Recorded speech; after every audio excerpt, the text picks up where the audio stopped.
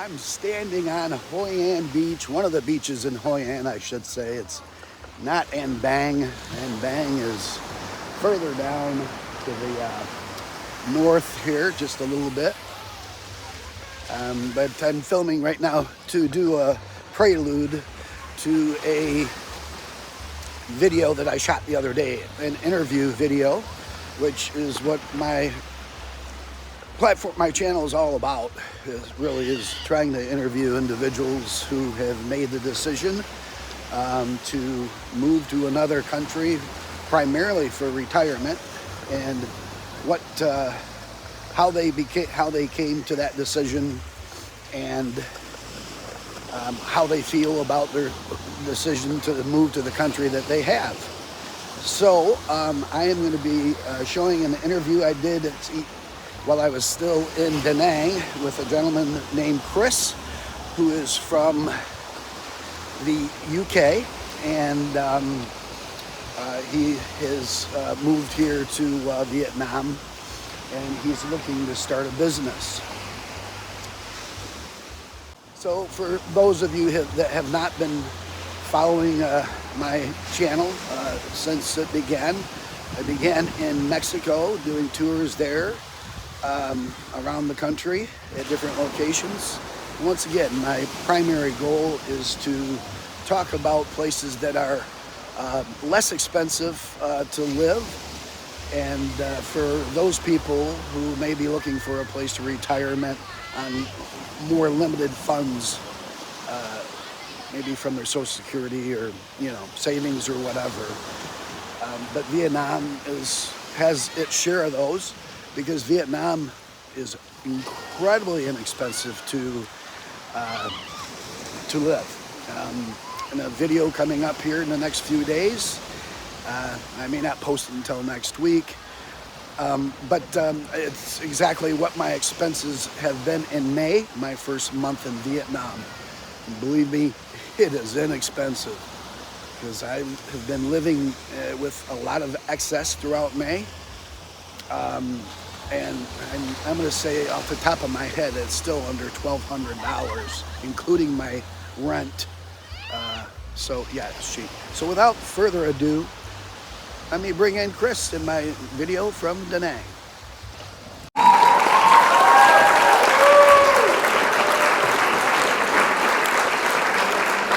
Hi guys, I am here with Chris, who comes from the UK, and was here for 15 months, and then during COVID he left for how many months, Chris? About 2 years. About 2 years, and then now he's back again for how long?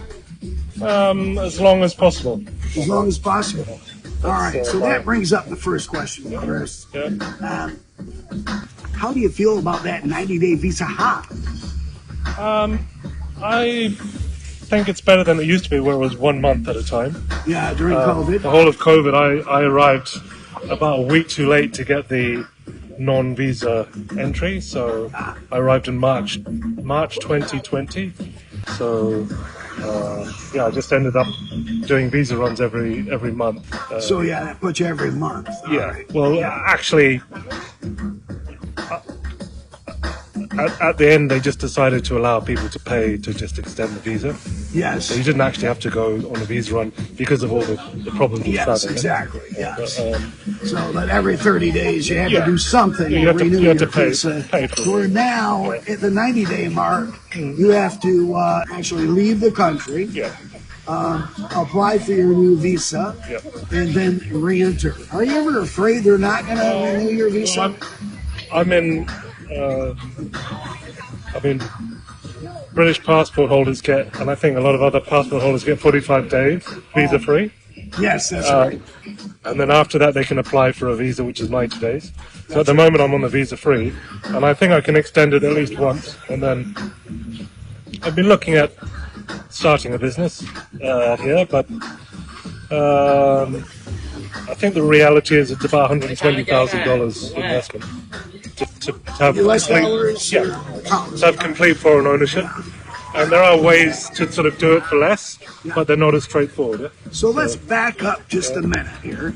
And I'd like to ask you, so you're from the UK. What part of the UK? Well, I'm based in Somerset.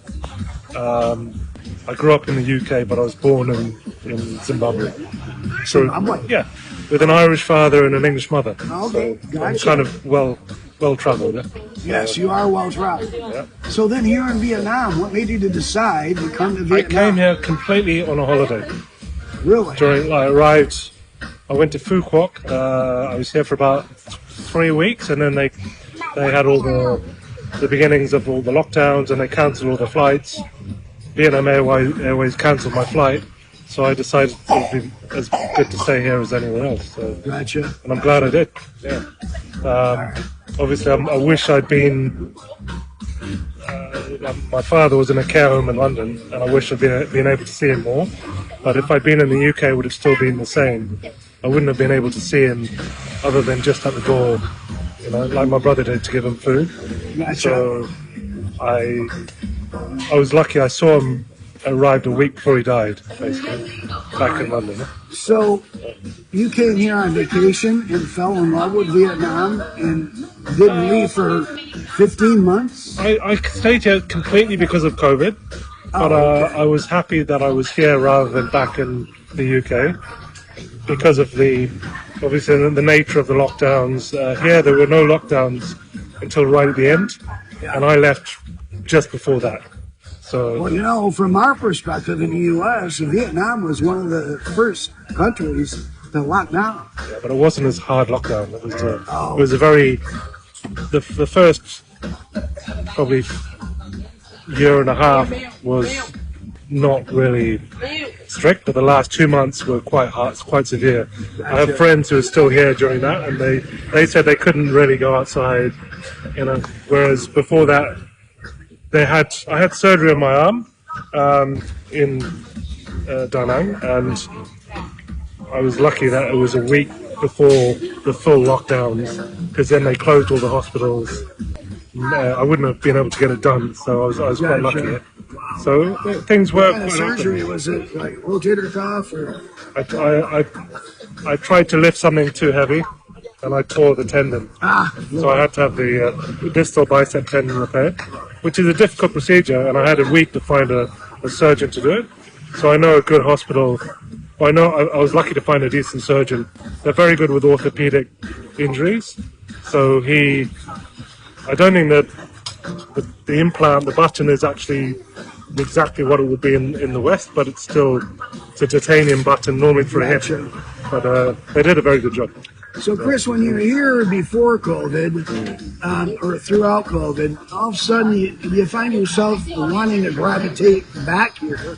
What is it you fell in love with? I've fallen out of love with the fact that the West is going into more and more, I think, dictatorship, less freedom, more people have less income, cost of living is going up and up, people's rights are disappearing. I think everything is changing in the West, and I think there's quite a few people in this part of the world who feel the same way. So I think this is a better option for retirement for me. I think by 2030, 2050, things are going to be very different in the West, and I'm not going to be there for that. So I hope to have somewhere else. This has got stability, cost of living is good, quality of life is high, and I think there's good potential for business here. But it is quite a high investment. It's about $120,000 at the moment for complete foreign ownership, or you can go into partnership with a local, which has obviously its own. Everything's got advantages and disadvantages. So that's. So let me ask you, Chris, are you thinking about starting your own business because you need that income? You need to have some sort of income in order to survive.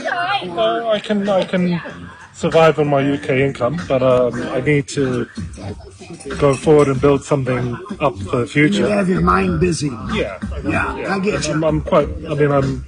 I just want to find the right niche, and there's definitely a lot of potential here. Vietnam, looking at the costs and. Please help me, please. Yes, there's a lot of potential here. I could, I always think of the business ideas, but finding somebody to follow through with them besides myself, because I don't care. Yeah. I mean, it's I know quite a few people who have businesses here because I've been here for long enough that I've met quite a few people, and some of them have complete ownership, some of them are in partnership, some of them have restaurants, some of them other sort of businesses. So I guess it's just a question of finding something that actually works, if anything, And a lot of people obviously teach. You can get a decent enough income as a teacher. Yes, Just, with a degree. No, you don't need that. You can do like That's not what I read. online teaching. You can do like conversational English. There's sites where they'll pay you $10 an hour just to speak English if you're a native English speaker. Yeah. So I mean that's all possible. You don't there's actually. hope for me yet to do something besides this damn YouTube stuff. Yeah, you don't have to have a. I mean, to work legally here, you should have a work permit. Yeah. But Your obviously, income's coming from the outside internet the is a country. grey area. Yeah. Yeah, that's a key thing. Yeah, and you're probably going to pay tax in your own country anyway. So. Yeah, exactly. So, you can sort of. I know a girl in Hoi An who's been teaching for 5 years and never had a work permit. She's just on a tourist visa, and she travels and comes back in. So there you have it, viewers. There's a kind of the inside loop there on how all that works. Can be done. So as far as starting the business, it requires $120,000. That's what I've been led to believe. Yeah. In order, you have to invest that in order to. I think that's the higher level of investment for it. Is it a 3-year TRC and investment certificate and all of this? But I've been told you can do it for slightly less for 1 year, But and then I've also been told £20,000 is the minimum in order to have a business. But that will be doing it probably with a partner and and signing it over to you. It wouldn't be doing it directly through the government straightforward. It might be slightly less straightforward way to do it. So that's, I personally, I don't think I will do that. But, well, if I've heard it once, I've heard it a dozen times. This is Vietnam. There's a lot of loopholes. Yeah, but I've also been told it really, really helps if you own your own business outright here, rather than having to go into a business where it's obviously trust-based and you're a minority shareholder in that business. So if you can, my personal opinion is you should probably invest the money and have complete ownership of the business. Yes. It's always better not to have a partner. Even in the U.S. or the U.K. That's where all the problems usually begin. Exactly. It's not just Vietnam. It's a lot of countries are like that. Oh yeah, exactly.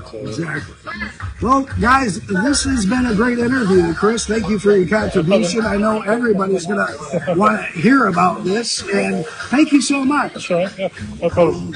Cheers.